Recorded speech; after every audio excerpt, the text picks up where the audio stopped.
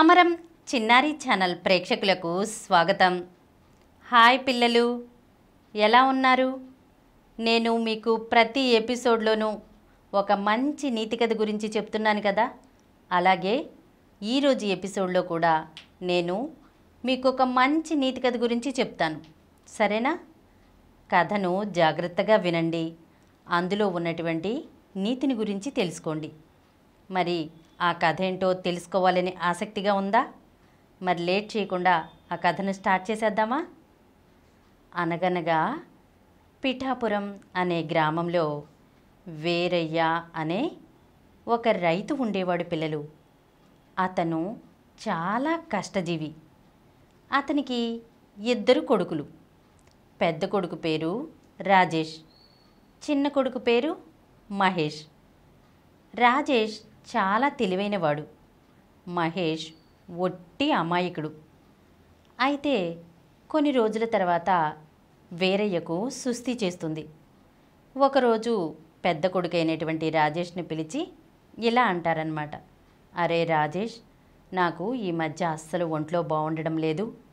నువ్వు ఎలాగూ తెలివైన వాడివే, నీ తమ్ముడు ఒట్టి అమాయకుడిరా, వాడిని నువ్వే జాగ్రత్తగా చూసుకోవాలి.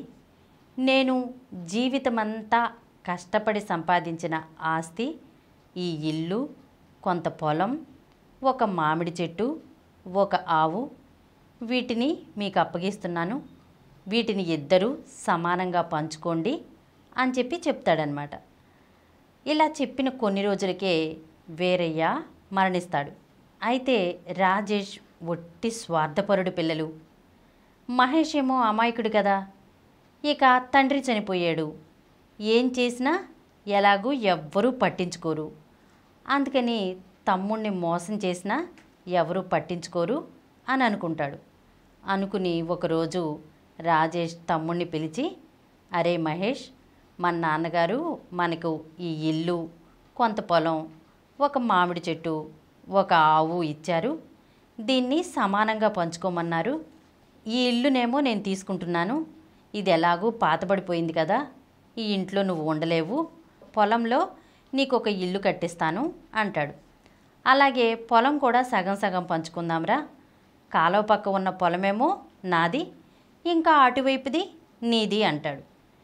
ఇక మామిడి చెట్టు కింద భాగం నువ్వు తీసుకో, ఆ చెట్టు నీడను కూడా నువ్వే అనుభవించు, పై భాగం నేను తీసుకుంటాను అంటాడు. ఇంకా ఆవు ఉంది కదా పిల్లలు, ఆవు ముందు భాగమేమో నువ్వు తీసుకో, వెనుక భాగం నేను తీసుకుంటాను.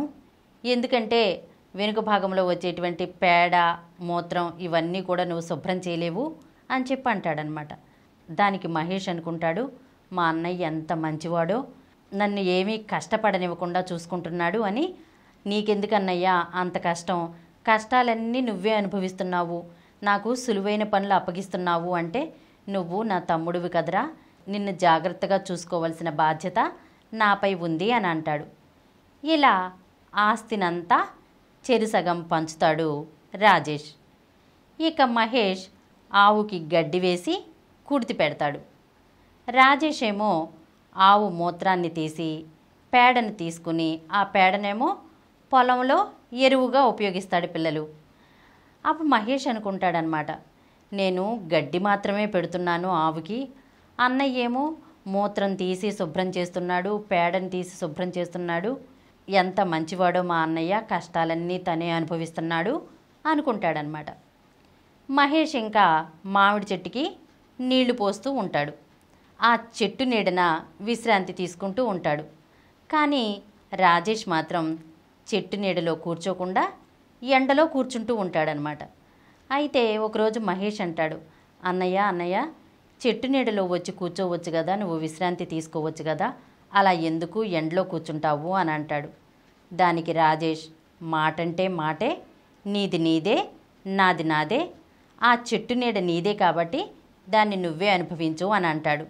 దానికి మహేష్, మా అన్నయ్య ఎంత మంచివాడో అని పొంగిపోతాడనమాట. ఇలా రోజులు గడుస్తూ ఉంటాయి పిల్లలు. కొన్ని రోజుల తర్వాత రాజేష్కు వివాహం అవుతుంది. రాజేష్ భార్య కూడా రాజేష్ లాంటిదే పిల్లలు.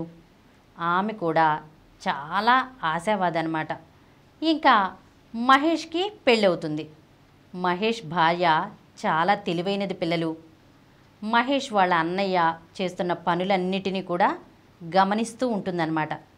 కొన్నాళ్లకు మహేష్ వాళ్ళ అన్నయ్య మహేష్కు అన్యాయం చేశాడని చెప్పి తెలుసుకుంటుంది. ఇలా రోజులు గడుస్తూ ఉండగా ఒకరోజు ఆవుకి దూడ పుడుతుంది. ఆ దూడను చూసి మహేష్ ఎంతో మురిసిపోతాడు పిల్లలు.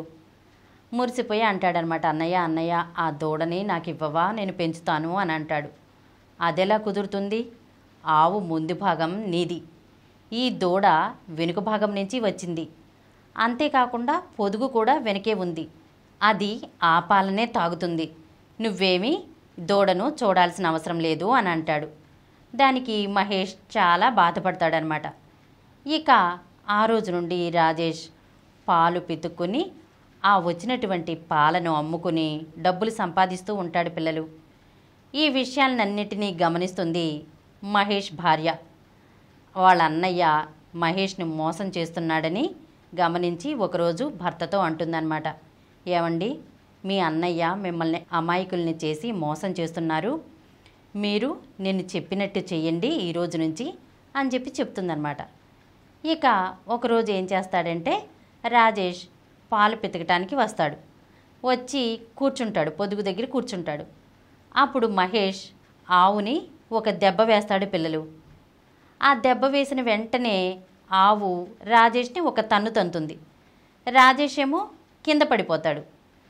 రాజేష్ అప్పుడు అడుగుతాడనమాట, ఏంట్రా మహేష్, ఆవును కొడుతున్నావెందుకు అని అడుగుతాడు. ఏం లేదన్నయ్య, దోమలు ఉంటే తోలుతున్నాను అంటాడు.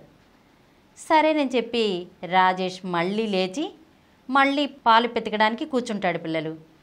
ఎప్పుడైతే పాలు పితకడానికి రాజేష్ కూర్చున్నాడో మళ్ళీ మహేష్ ఆవుని ఇంకో దెబ్బ కొడతాడు.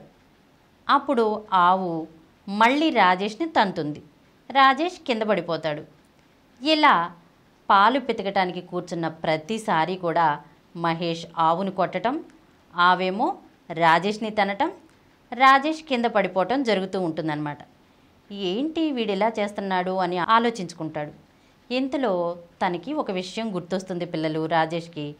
రాజేష్ భార్య రాజేష్తో చెప్తుందన్నమాట, ఏమండి మహేష్ భార్య ఒకరోజు నా దగ్గరికి వచ్చి ఇలా అంటోంది, మీరు మీ తమ్ముడికి అన్యాయం చేశారని, మంచి పొలము, మంచి ఇల్లు, ఆవుదేమో వెనక భాగము, అలాగే మామిడి చెట్టు పై భాగము, మంచి అన్నీ మనమే తీసేసుకున్నామంట, వాళ్ళకి పనికిరాని ఇచ్చి వాళ్ళకి అన్యాయం చేశామంట, మధ్యవర్తిని ఎవరినైనా పెట్టి పంపకాలు చేయకుండా మీ ఇష్టం వచ్చినట్టు ఎలా చేశారు, నేను ఊరి పెద్దల దగ్గరికి వెళ్ళి ఈ సమస్యను పరిష్కరించుకుందాం అనుకుంటున్నాను అని అంటుందండి అని చెప్పి భర్తతో చెప్తుంది పిల్లలు. ఆ విషయం అప్పుడు రాజేష్కి గుర్తొస్తుంది. గుర్తొచ్చి, ఓహో, ఇది మా మరదల పని అయి ఉంటుంది, వీడికి ఇన్ని తెలివితేటలు లేవు, ఆ అమ్మాయి చెప్పబట్టే వీడిలా చేస్తున్నాడు, ఈ విషయం గనక ఊరి పెద్దలందరికీ తెలిస్తే గనక వాళ్ళు నాకే బుద్ధి చెప్తారు, అమాయకుడైనటువంటి తమ్ముణ్ణి మోసం చేశావని చెప్పేసి నన్నే తిడతారు అనుకుని బుద్ధి తెచ్చుకుని తమ్ముడితో అంటాడనమాట, ఇక నుంచి నేను కూడా రోజు ఆవుకు గడ్డి పెడతానురా, పాలు ఇద్దరం సగం సగం పంచుకుందాము అంటాడు. ఇలా కొద్ది రోజులు జరుగుతాయి పిల్లలు. మామిడి చెట్టుకు పూత వస్తుంది, కాయలు కూడా బాగా కాస్తాయి పిల్లలు. రాజేష్ ఏమో చెట్టెక్కి మామిడి పళ్ళను కోసుకుంటాడు. మహేష్ చెట్టు దగ్గరికి వచ్చి అంటాడనమాట వాళ్ళ అన్నయ్యతో, అన్నయ్య నాకు కూడా కొన్ని మామిడి పళ్ళు ఇవ్వవు అంటాడు.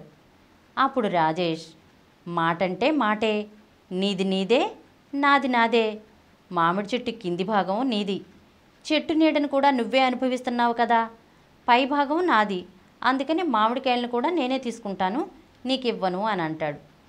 ఈ విషయం మహేష్ వాళ్ళ భార్యకు చెప్తాడనమాట. వాళ్ళ భార్య ఒక ఉపాయం చెప్తుంది మహేష్కి, రేపు మీరు ఇలా చెయ్యండి అని చెప్పి చెప్తుందనమాట. అప్పుడు మహేష్ మరుసటి రోజు ఇద్దరు కూలీల్ని తీసుకుని వస్తాడు పిల్లలు మామిడి చెట్టు దగ్గరికి. వాళ్ళు గొడ్డళ్ళు తీసుకుని వస్తారనమాట చెట్టును నరకటానికి. ఇంతలో రాజేషు పైకెక్కి మామిడి పళ్ళు కోసుకుంటూ ఉంటాడనమాట. ఈ కూలీలను చూసి వాళ్ళ చేతిలో ఉన్నటి గొడ్డల్ని చూసి కంగారు పడతాడు. ఏంట్రా మహేష్, కూలీల్ని తీసుకుని వచ్చావు అని చెప్పి అంటాడు రాజేష్. ఏం లేదన్నయ్య, ఈ చెట్టు కింది భాగం నాదే కాబట్టి ఈ చెట్టుని నేను ఇక్కడ నరికేద్దాం అనుకుంటున్నాను, ఆ ప్లేస్లో నేను కొత్త చెట్లు పెడదాం అనుకుంటున్నాను అని అంటాడనమాట.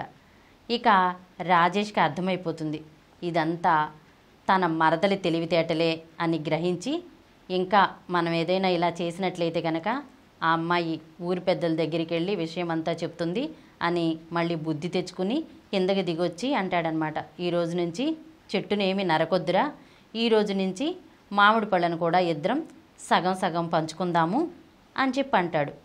అని ఇంకా పొలం విషయము ఇల్లు విషయంలో కూడా ఆ అమ్మాయి ఊరుకోదు అని చెప్పి తన మనసులో అనుకుని, పొలం కూడా ఇలా చెరిసగం మళ్ళీ పంచుతాను, ఇద్దరికీ సమానంగా పంచుతాను, ఇంట్లో కూడా చెరిసగం వాటా వేసుకుందాము అని చెప్పి ఆ రోజు నుంచి కూడా పొలంలో కూడా మంచి పొలం ఇద్దరికీ సమానంగా, ఇంట్లో వాటా కూడా సమానంగా పంచి ఇస్తాడు పిల్లలు.